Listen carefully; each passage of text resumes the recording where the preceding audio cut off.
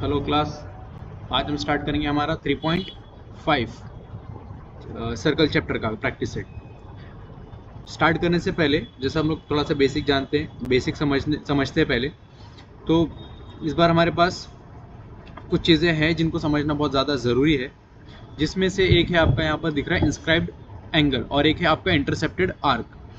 Inscribed angle क्या होता है, इंटरसेप्टेड आर्क क्या होता है, उससे पहले एक चीज़ और समझो। उससे पहले है आपके पास इंस्क्राइब्ड और सर्कमस्क्राइब्ड। ये दोनों चीज़ें क्या है, अगर आपको ये दोनों चीज़ें पता चल जाएंगी तो आपको ये इंस्क्राइब्ड एंगल भी पता चल जाएगा। इंस्क्राइब्ड एंगल और सर्कम दोनों में सिर्फ छोटा सा एक डिफरेंस है। क्या डिफरेंस है आपको बताता हूँ। एक पहले मैं ट्रायंगल बना देता हूँ यहाँ पर, एक नहीं दो बना देता हूँ और आपको तब और अच्छे से क्लियर हो जाएगा।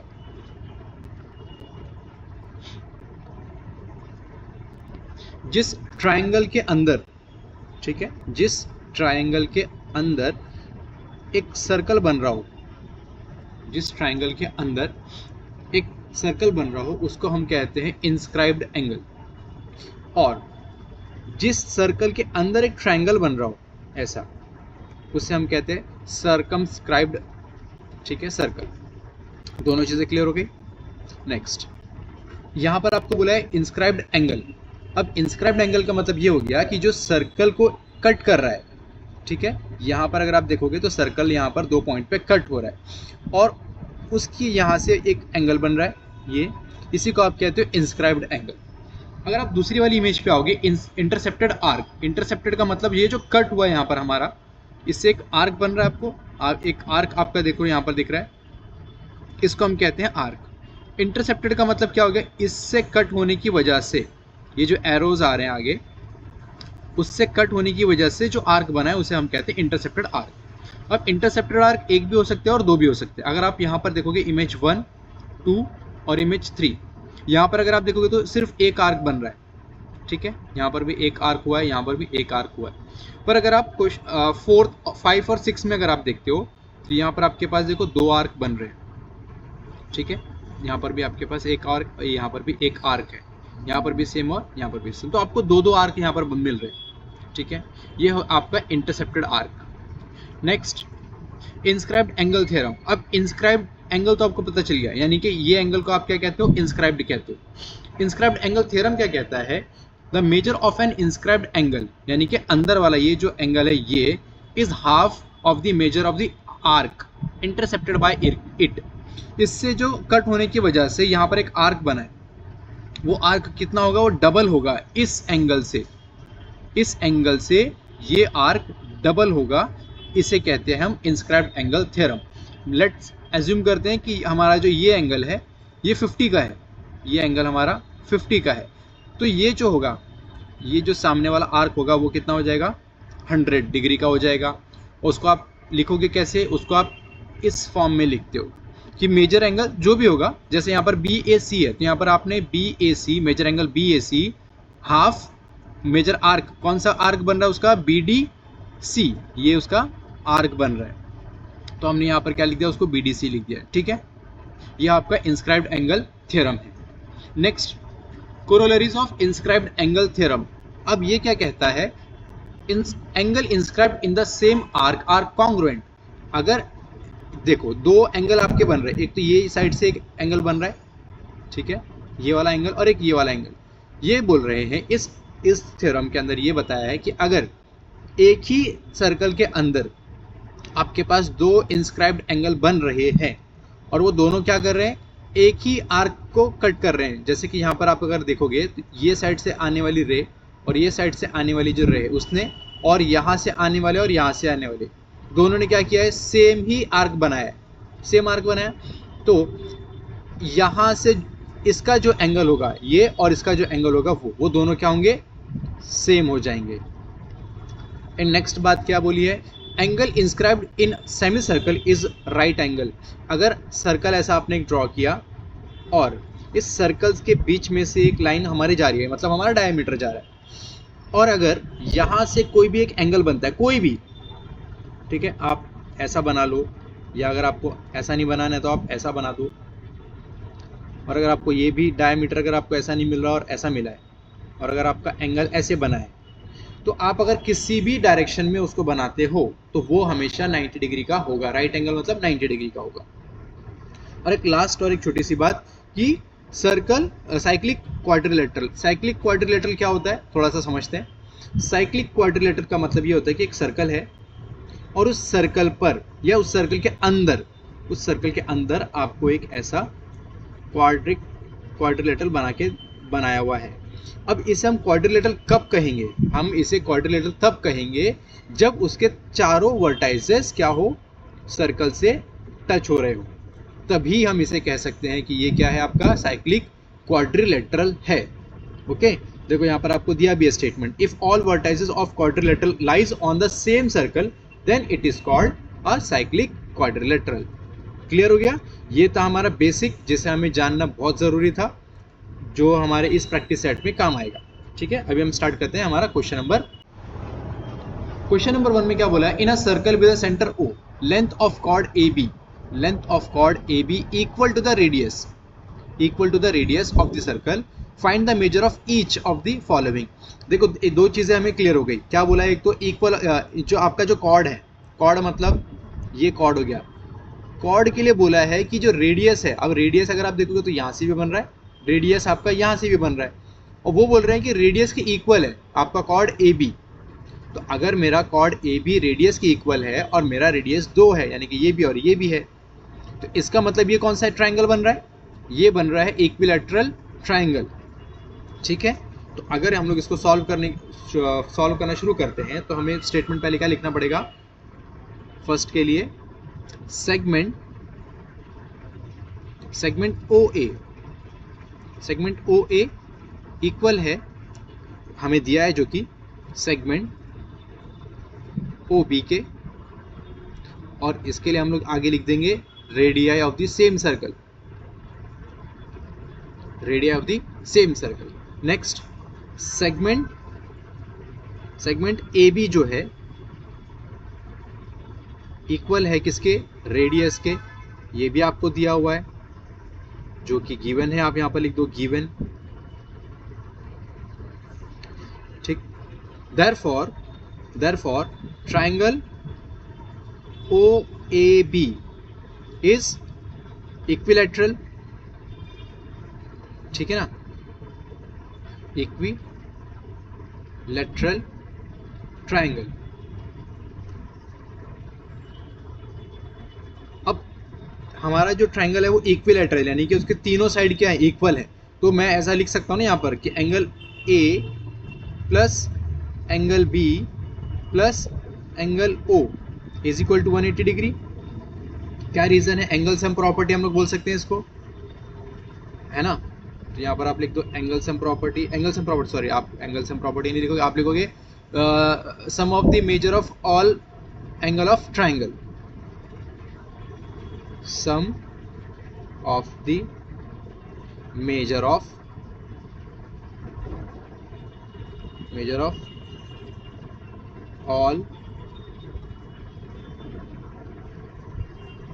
All angle of triangle.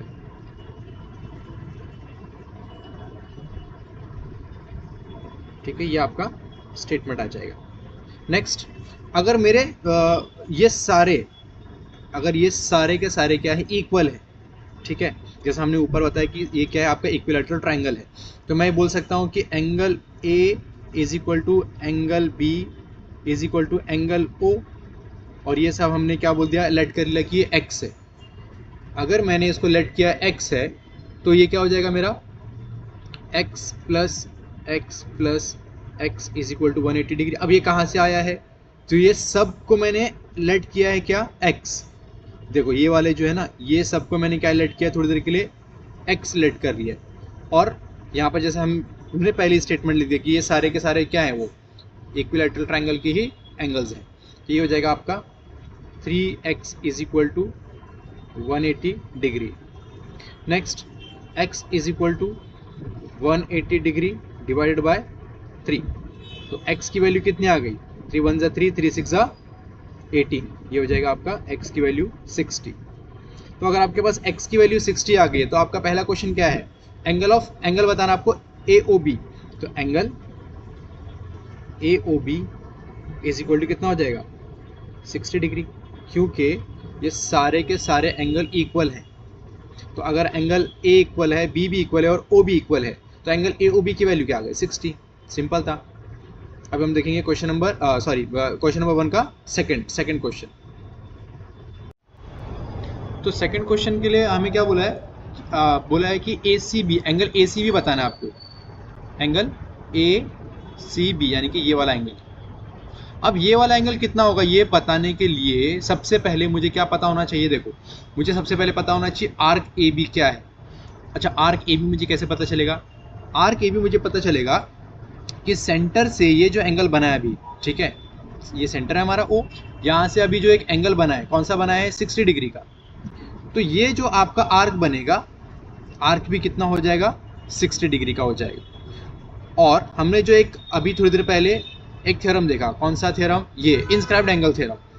Inscribed angle theorem के बेस पर जब ये 60 डिग्री का आपका एक आर्क बन गया, तो ऊपर का जो एंगल बनेगा वो कितना हो जाएगा उसका हाफ, यानी कि ACB की वैल्यू कितनी आ जाएगी 30 डिग्री। ठीक है, अभी करेंगे तो आपको पता चलेगा, स्टेटमेंट पूरा लिखेंगे ना तब आपको पता चल जाएगा। इसको मैं तब तक हटा देता हूँ। Angle AOB is equal to 60 degree, तो आर्क भी कितना बनेगा, देयरफॉर आर्क कौन सा AB is equal to 60 degree, arc भी 60 डिग्री का बन जाएगा।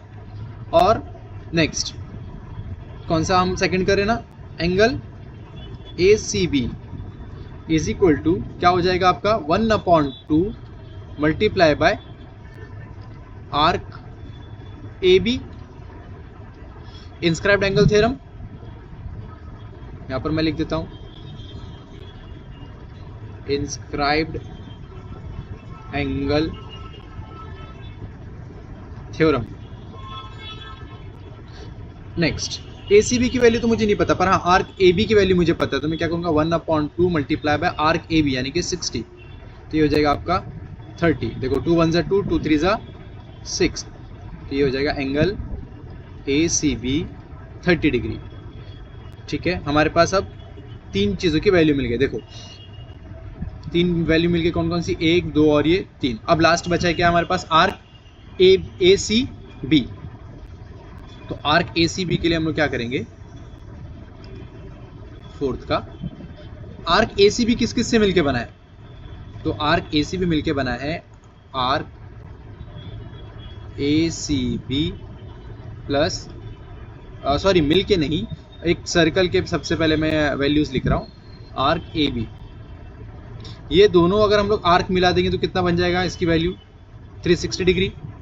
और आर्क AB की वैल्यू अभी मुझे पता चली है कितनी है, 60 है, 60 डिग्री है। और आर्क ACB की मुझे नहीं पता, आर्क ACB की मुझे नहीं पता है, इज इक्वल टू 360 डिग्री। तो मैं क्या करूँगा, अब ये वाला जो प्लस है यहाँ पर जाके क्या हो जाएगा माइनस, तो ये हो जाएगा आपका arc ACB is equal to 360 degree minus 60 degree, जो हो जाएगा आपका 300 डिग्री। तो आर्क ACB की वैल्यू कितनी आ गई आपके पास 300 डिग्री। ठीक है, ये था आपका क्वेश्चन नंबर 1। अब हम देखेंगे क्वेश्चन नंबर 2। क्वेश्चन नंबर 2 में क्या बोला आपको, PQRS इज साइक्लिक क्वाड है वो, ठीक है, क्योंकि सारे उसके वर्टाइसेस क्या हो रहे हैं, सर्कल पे टच हो रहे हैं। साइड PQ यानी कि ये वाली साइड किसके इक्वल बताया आपको, RQ के, इसके इक्वल है। एंगल PSR यानी कि ये वाला एंगल कितना है आपका 110 है। Find the measure of PQR, आपको क्या बोला है, इस ये एंगल आपको बताना है और आर्क PQR भी बताना है आपको, PQR यानी कि ये वाला आर्क भी बताना है। नेक्स्ट QR यानी कि ये वाला आर्क और measure of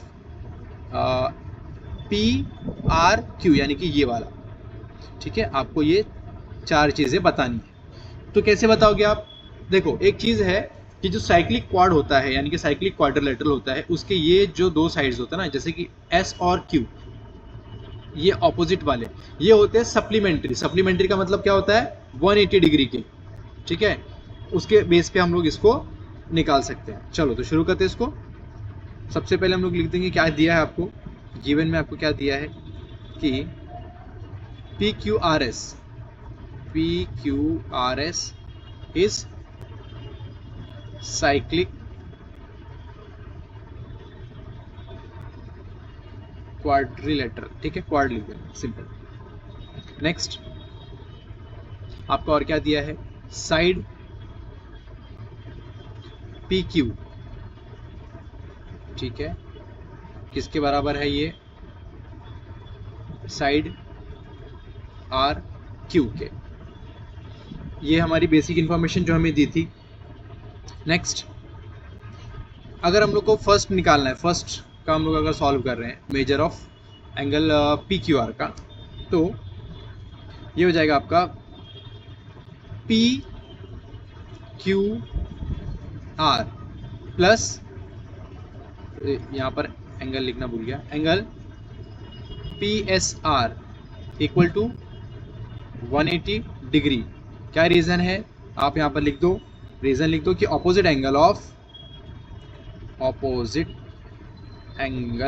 of cyclic quad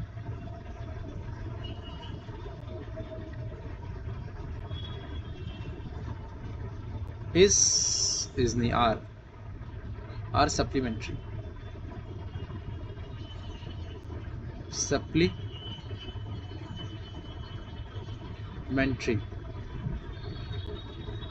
ठीक है। तो अगर ये दोनों एंगल मिला के 180 हो रहा है और पी एस आर की वैल्यू हमें पता है, तो हम लोग क्या करेंगे, यहाँ पर angle P Q R plus 110 is equal to 180 degree. अब ये वहाँ पर जाएगा तो हो जाएगा माइनस, तो हो जाएगा P Q R is equal to 180 degree minus 110। तो 180 माइनस 110 करोगे तो आंसर कितना आ जाएगा, 70 डिग्री। तो एंगल पी क्यू आर की वैल्यू कितनी आ गई, 70 डिग्री। अब आपको क्या बोला है, आर्क बताना है पी क्यू आर का, आर्क बताना है किसका, पी क्यू आर, यानी कि ये वाला आर्क आपको बताना है। ये आर्क हम कब बता पाएंगे, आर्क हम तब बता पाएंगे जब हमारे पास इसकी वैल्यू होगी, ठीक है, और इसकी वैल्यू हमारे पास है, इसकी वैल्यू हमारे पास है। तो यहाँ पर मैं शुरू करते हैं हम लोग सेकेंड साइड में कि angle P S R is equal to 1/2 multiply by major arc, कौन सा, पी क्यू आर। अब पी एस आर की वैल्यू हमें पता है, तो कितनी है, 110 है, is equal to 1/2 multiply by major arc P Q R. अब ये 2 वहां पर जाएगा तो क्या हो जाएगा, मल्टीप्लिकेशन में हो जाएगा, यहाँ पर डिवीजन में है ना, वहां पर जाने के बाद वो मल्टीप्लिकेशन में आ जाएगा। तो major arc P Q R, ये हो जाएगा आपका 11 टू 22 और ये 0। तो major arc P Q R की वैल्यू कितनी आ गई आपके पास, 220। Next major arc Q R पूछा है आपको, मेजर आर्क क्यू आर। अच्छा क्यू आर मैं तब बता पाऊंगा जब मेरे पास ये वाली वैल्यू होगी, तो ओके। तो मेरे पास अभी ये वैल्यू तो नहीं है, तो हमें क्या करना पड़ेगा, उसको फाइंड करना पड़ेगा। कैसे फाइंड करेंगे हम लोग, उसको फाइंड करने के लिए काम करते हैं, उसको रब कर देता हूं मैं, थर्ड के लिए सॉल्व कर रहे हैं अभी। तो अगर हम लोग सिर्फ ये वाला एक ट्रायंगल लेते हैं, कौन सा, ये पी क्यू आर वाला एक ट्रायंगल ले लेते हैं हम लोग। In triangle P Q are, side P Q congruent है किसके, साइड आर क्यू के, यह हमें गिवन है।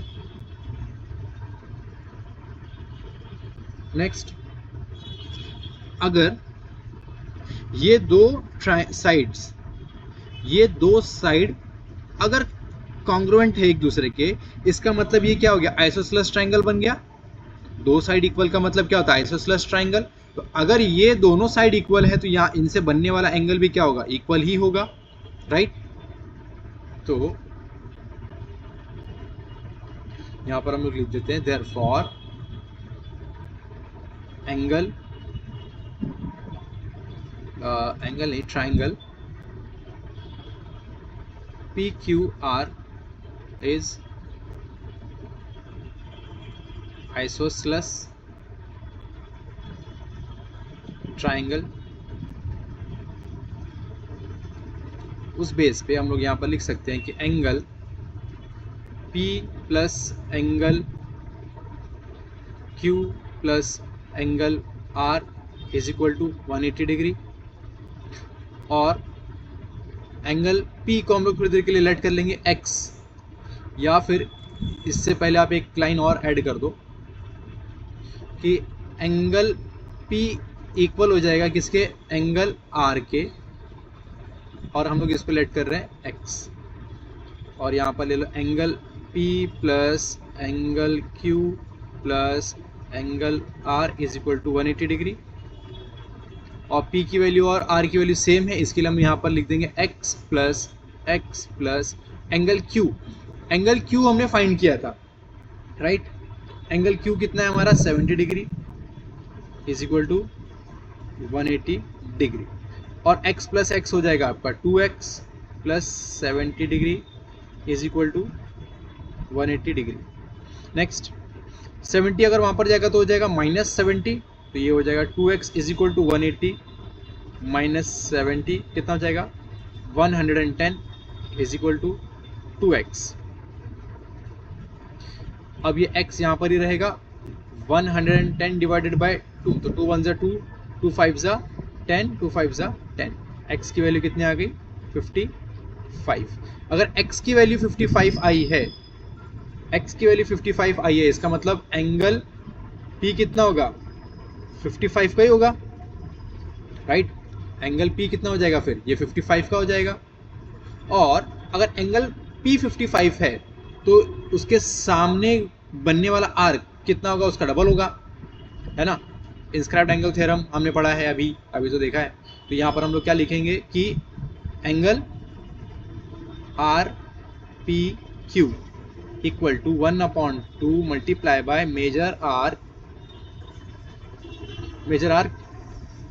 RQ, और PQR की वैल्यू हमें अभी पता चली कितनी है, 55 है, is equal to 1/2 multiply by major arc RQ। अभी यहाँ पर डिवीजन में ऊपर जाएगा तो मल्टीप्लिकेशन में आ जाएगा, तो 2 multiply by 55 is equal to major arc RQ। 55 multiply by 2 करोगे तो आंसर कितना आएगा, 110। तो मेजर आर्क RQ की वैल्यू कितनी आ गई, 110। अब आपको क्या बोला नेक्स्ट, ये हमने फाइंड कर लिया, ये हमने फाइंड कर लिया, ये हमने फाइंड किया। आपको बोला है कि PRQ की वैल्यू बताओ, PRQ, तो PRQ कितना होगा, 55 ही होने वाला है। PRP 55 होगा, क्यों 55 होगा, क्योंकि अगर आप यहाँ पर देखोगे तो अगर ये वाला अगर आप यहाँ पर देखते हो कि ये एंगल और ये एंगल दोनों कितने, दोनों सेम है ना, आइसोसेलेस ट्रायंगल होने की वजह से, इसके लिए ये भी 55 है और ये भी 55 ही होगा, ठीक है। यहाँ पर ही हमने बताया उनको। यहाँ पर आप ऐसे स्टेटमेंट यहाँ और एक ऐड कर दो कि एंगल PRQ इक्वल हो जाएगा कितना, 55, ठीक है। ये था आपका question number 2। Next question number 3। Question number 3 में आपको क्या बोल रहा है, MRPN इज साइक्लिक, ठीक है। MRPN क्या है, एक साइक्लिक है, यानी कि साइक्लिक क्वाड है वो। तो हम लोग यहाँ पर एक रफ पहले एक बना लेते हैं ताकि आसानी हो समझने में। ये मैंने एक रफ बना दिया, ठीक है। अब इसका आप नाम दे दो, यहाँ पर आप दे दो M R P और N। अब हमें क्या बोला है कि R की जो वैल्यू है, आर की वैल्यू क्या है आपके पास 5x माइनस 13 डिग्री और n की वैल्यू है 4x प्लस 4 डिग्री। अब आपको बोला है कि इनकी जो रियल वैल्यूज हैं, ये x वगैरह नहीं, एकदम ओरिजिनल वैल्यू क्या है आपको वो बतानी है। सिंपल लैंग्वेज में ये चीज़ है, ठीक है। चलिए इसको सॉल्व करते हैं हम लोग। कैसे सॉल्व करेंगे, पहले जो आपको गिवन दिया वो लिख लेते हैं हम लोग। तो यहाँ पर आप लिख दो, यहाँ से शुरू करता हूँ मैं, कि एंगल R जो है वो कितना है आपका 5x माइनस 13, ठीक है, और आपका जो n है वो कितना है आपका 4x प्लस 4। ये दो चीज़ें हमें दी है। और अगर आप यहाँ पर अच्छे से देखोगे m और r एक दूसरे के क्या आ रहे हैं, ऑपोजिट आ रहे हैं। और साइक्लिक क्वाड में ऑपोजिट एंगल क्या होता है, सप्लीमेंट्री। सप्लीमेंट्री का मतलब 180 डिग्री, राइट।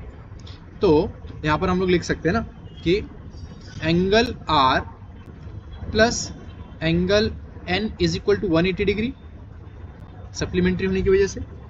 एंगल R की वैल्यू क्या है, आप यहाँ पर देखो R की वैल्यू है कि 5x minus 13 plus 4x plus 4 is equal to 180 degree.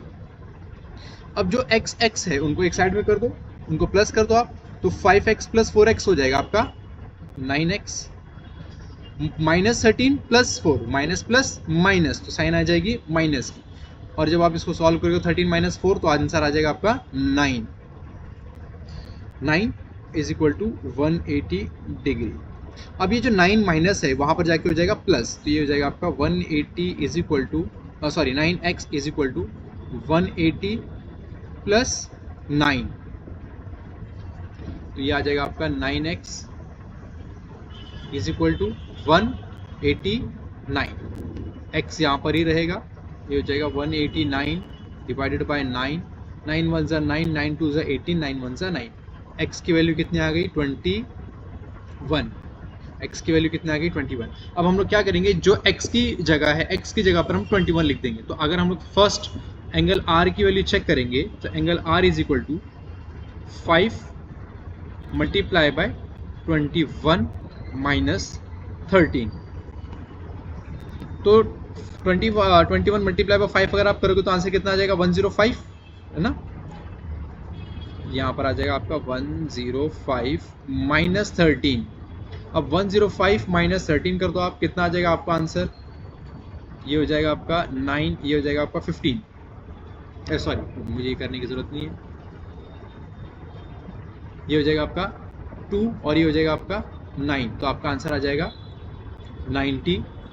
तो एंगल R की वैल्यू कितनी आ गई मेरी 92।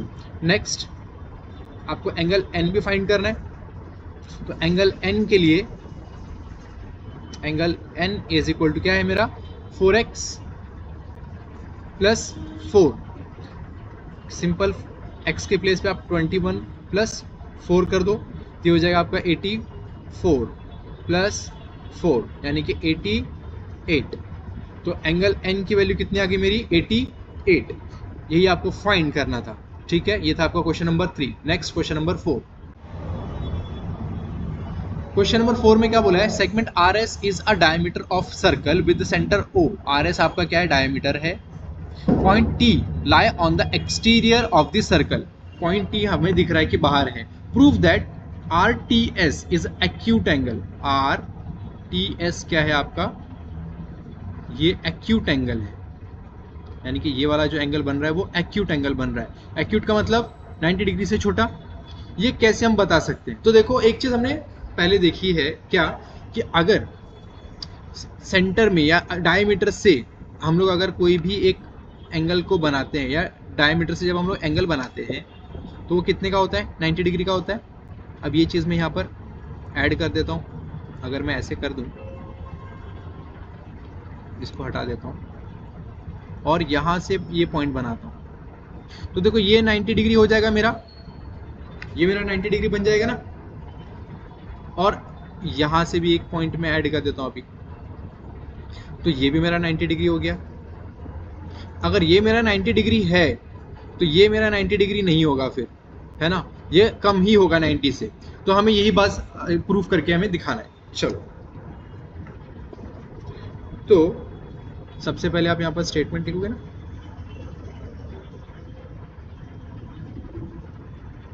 यहाँ पर आप लिख दो angle inscribe in a circle, in a semicircle, sorry,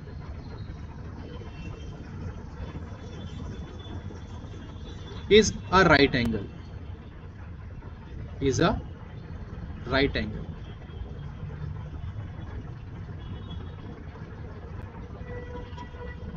Therefore angle R, अच्छा इसको हम लोगों ने कुछ भी नाम दे देंगे, तो यहाँ पर हमने इसको नाम दे दिया थोड़ी देर के लिए M, तो आर एम एस कितना हो जाएगा आपका 90 डिग्री। Therefore segment SM क्या हो जाएगा, परपेंडिकुलर टू साइड RT,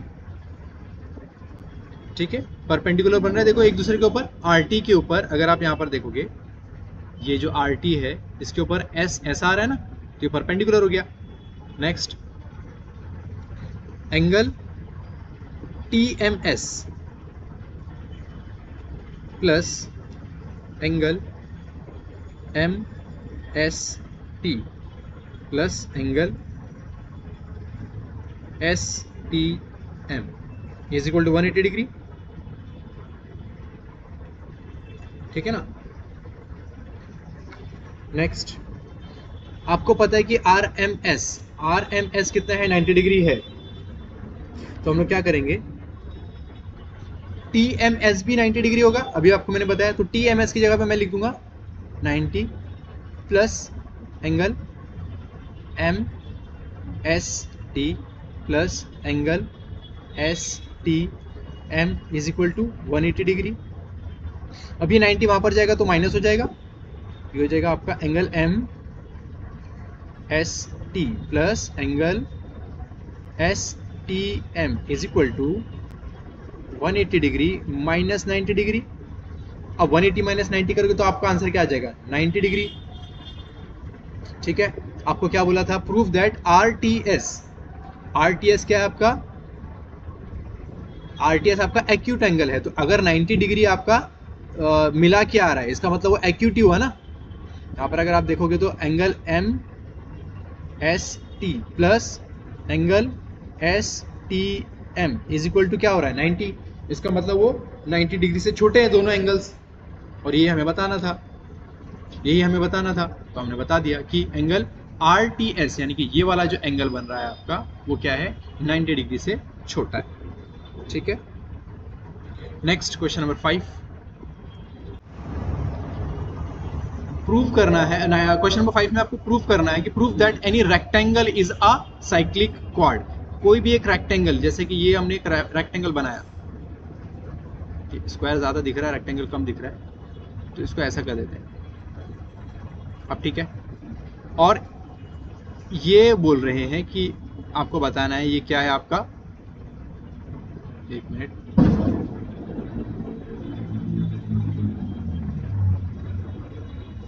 ये कुछ ऐसा ही मैंने एक रफ बनाया, ठीक है, समझाने के साथ साथ तो थोड़ा बड़ा बना देते हैं।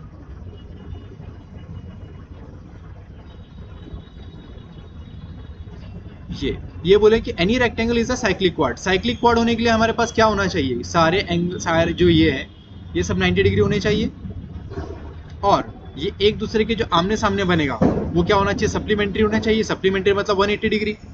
अगर मैं यहाँ पर इनको नाम दे देता हूँ ABCD, ये A है, ये B है, ये C है और ये D है,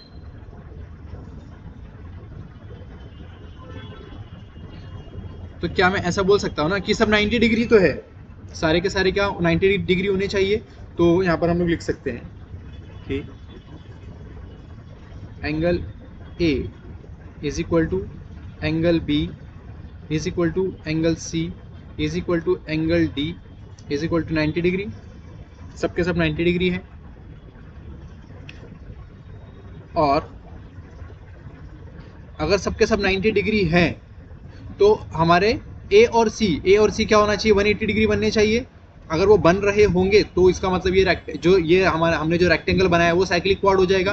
तो चेक कर लेते एक बार, angle A plus angle C is equal to कितना, 180 होना चाहिए। तो एंगल सी और ए की वैल्यू क्या है, 90 प्लस 90।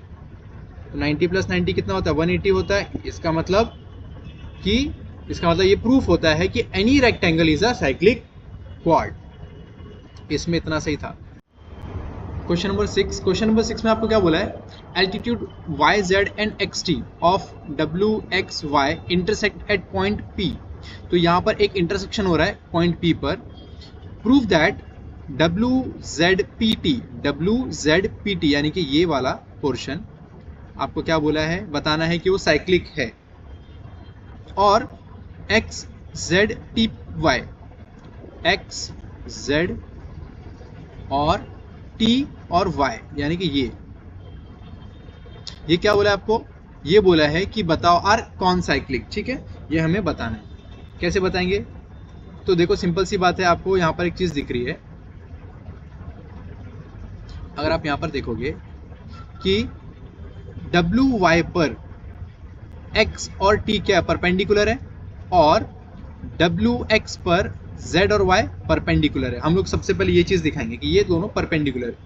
परपेंडिकुलर होने की वजह से वो 90 डिग्री बनेगा, और ये भी 90 डिग्री हो जाएगा, ये भी 90 डिग्री बनेगा। ठीक है, अब ये दोनों 90 डिग्री है, इसका मतलब ये दोनों एंगल्स क्या हो जाएंगे, सप्लीमेंट्री एंगल्स बन जाएंगे, और उस बेस पर हम इसको बता सकते हैं कि साइक्लिक है। ठीक है, चलो शुरू करते हैं इसको।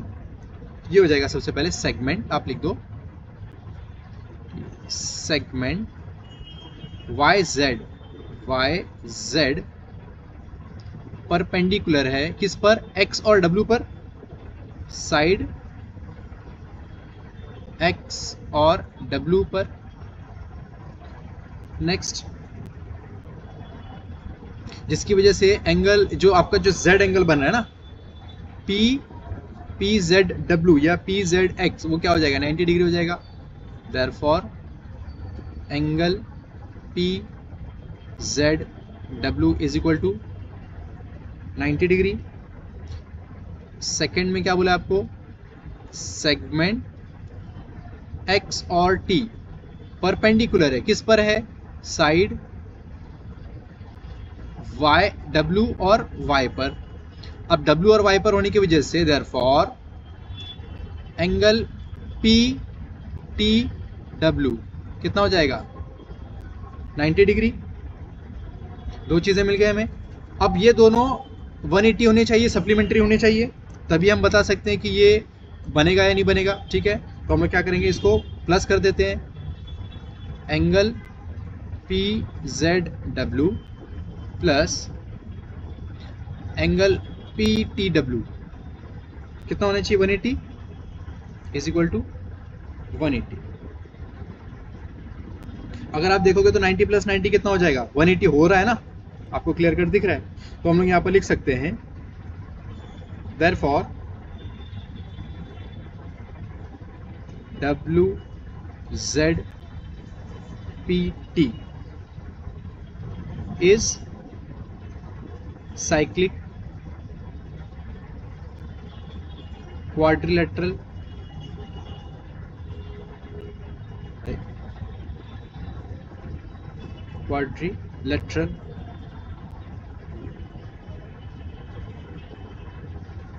नेक्स्ट क्या बोला आपको, पॉइंट बताना है आपका, आर कौन साइक्लिक और है ना, कौन साइक्लिक हमें बताना है।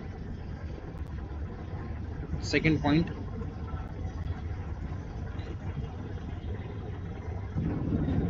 देखो एक्स जेड और वाई, एक्स जेड और वाई इक्वल है वाई टी और एक्स के 90 डिग्री। ठीक है, यहाँ पर आप देखो एक्स जेड और वाई ये 90 डिग्री है यहाँ पर, और दूसरा आपको बोला है Y T X, Y T और एक्स यानी कि ये वाला एंगल 90 डिग्री है, तो गिवन है हमें। ठीक है, तो हम लोग यहाँ पर बोलेंगे therefore point X and Y on line X Y subtended, ठीक है, सबस्टैंडर्ड इक्वल एंगल, दोनों 90 डिग्री बन रहे हैं ना, तो इक्वल एंगल बन गया, तो equal angles on the same side of the line X Y.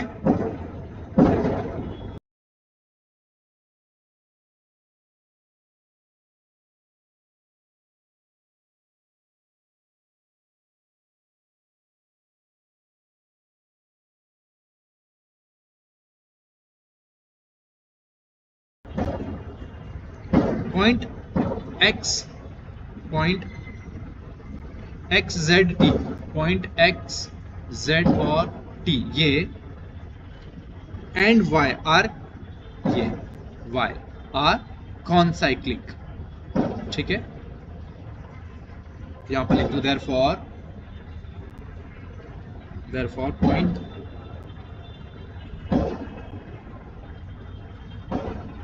X Z T and Y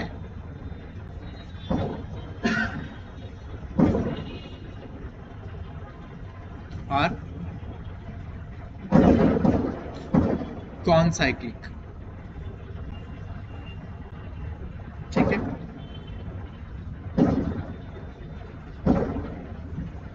ये हो गया इसका आंसर। नेक्स्ट क्वेश्चन नंबर 7 में अगर आप देखोगे तो यहां पर हमारे पास दो आपको आर्क मिलेंगे, एक ये आर्क मिल रहा है और एक ये वाला आर्क मिल रहा है, दो आर्क मिल रहे हैं आपको, ठीक है। तो आपको क्या बोला है, मेजर आर्क एन एस, यानी कि ये वाला आर्क कितना है 125 डिग्री का है, और जो ये वाला आर्क है ये कितना है आपका 37 डिग्री का है। आपको क्या बोला, find the N M S, यानी कि ये वाला एंगल आपको फाइंड करना है। इसको मैं सबको हटा देता हूं, बस सिंपल सा हमें ये वाला एंगल फाइंड करना है। कैसे फाइंड करेंगे, चलो करते हैं कि मेजर आर्क एन एस कितना है आपका 125 डिग्री है, और मेजर आर्क कौन सा ई एफ कितना है आपका 37 डिग्री है। कॉर्ड देखो, ये जो कॉर्ड है आपका कौन सा वाला ई एन और एफ एस दोनों इंटरसेक्ट कर रहे हैं एक्सटर्नली बाहर एम पॉइंट पर, तो हमको वो लिखना पड़ेगा कि chord E N and chord F S intersect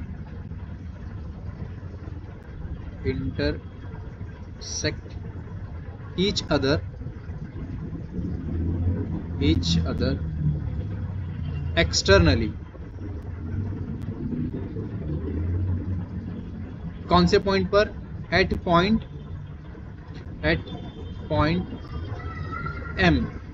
M point पर वो क्या कर रहे हैं, एक दूसरे को इंटरसेक्ट कर रहे हैं। तो हम लोग यहाँ पर लिख सकते हैं कि major angle N M S is equal to 1/2 major arc N S minus major arc E F, ठीक है। क्योंकि हमें पता, देखो यहाँ इस टाइम पर ऐसे जब हमें क्वेश्चन आते हैं तो हम लोग क्या कर रहे थे पहले कि ये एक आर्क बना यहाँ पर और ये एक एंगल बन रहा है, तो हम क्या करते थे सिंपल इस एंगल, ये जो आर्क बना है ये आर्क और ये इन दोनों को हम लोग क्या करते थे मल्टीप्लाई कर देते, जैसा कि angle is equal to 1/2 arc, हम लोग ऐसा करते थे। अभी यहाँ पर हम लोग ये चीज नहीं कर सकते। क्यों नहीं कर सकते, क्योंकि आपके पास एक आर्क नहीं है ना, सिंगल आर्क होता तो कोई प्रॉब्लम नहीं था। अभी यहाँ पर आपके पास ये वाला भी आर्क है और ये वाला भी आर्क है, तो अभी हमें क्या करना पड़ेगा, माइनस करना पड़ेगा तो हमें पता चलेगा कि एक हमें एक फिर उसकी एक वैल्यू मिल जाएगी, उसको हम लोग क्या कर सकते हैं, डबल कर सकते हैं। करना तो हमें वही सेम, पर अभी यहाँ पर 2 आर्क है ना इसके लिए, तो यहाँ पर 125 पहले लिख दो आप, 125 माइनस 37 डिग्री, ठीक है। ये दोनों का जब आप माइनस करोगे तो जो भी आंसर आपको मिलेगा फिर ये आपको यहाँ पर मिल जाएगा उसका मेजर एंगल NMS, उसी से हमें मिलेगा। तो जब आप 125 माइनस 37 करोगे तो 125 37 कितना बचेगा आपके पास, इसको आप कर दो 11, ये हो जाएगा 15, ये हो जाएगा 8 और ये हो जाएगा 8, 88। तो 1/2 मल्टीप्लाई बाय 88, अब 1/2 मल्टीप्लाई बाय 88 मतलब ये कट हो जाएगा इससे, तो 2 4 ज़ा 8, 2 4 ज़ा 8। तो आपके पास मेजर एंगल NMS कितना आ गया, 44 डिग्री, ये आपको बताना था, ठीक है। Next question number 8। Question number 8 में आपको क्या बोला है, कॉर्ड AC एंड DC, ये AC और ये जो आपका DE, सॉरी मैंने DC बोल दिया, DE इंटरसेक्ट कर रहे हैं B पॉइंट पर। इफ ABE यानी कि ये वाला एंगल अगर 180 डिग्री है, 108 है, 108 डिग्री है, तो आपको बोला है कि मेजर आर्क AE क्या होगा, ये आपको बताना है। सॉरी, मेजर आर्क AB भी दिया है 95, फाइंड आपको क्या करना है, DC यानी कि ये वाला आपको फाइंड करना है, ठीक है। चलो, तो यहाँ पर सबसे पहले आप लिख दो एंगल ABE, क्योंकि जो हमें दिया है उसी को लिखेंगे हम लोग, ABE is equal to 1/2 multiply by major arc AE plus major arc DC, 1/2 multiply by AE arc की वैल्यू कितनी दी आपको, 95, is equal to angle ABE आपको दिया है 108। अब आप ये नंबर यहाँ पर लेके जाओ, 2 वहाँ पर जाएगा तो क्या हो जाएगा, मल्टीप्लाई में आ जाएगा, तो 2 multiply by 108 is equal to 95 plus major arc DC, ठीक है। 108 मल्टीप्लाई बाय 2 करोगे तो आंसर कितना आएगा, 216 is equal to 95 plus major arc DC। अब ये 95 यहाँ पर प्लस में, आप इसको यहाँ पर लेके आ जाओगे तो हो जाएगा माइनस, तो 216 minus 95 is equal to major arc DC। 216 minus 95 कितना आएगा आंसर, ये हो जाएगा आपका 6 माइनस 5 हो जाएगा 1, और 21 माइनस 9 अगर आप करते हो तो आ जाएगा आपको 12। तो मेजर आर्क DC की वैल्यू कितनी आ गई, 121, और ये हमें फाइंड करना था, ठीक है। ये था आपका लास्ट क्वेश्चन प्रैक्टिस सेट 3.4 का। यहाँ पर हमने हमारा प्रैक्टिस सेट भी कंप्लीट कर लिया। ओके, चलो, थैंक यू।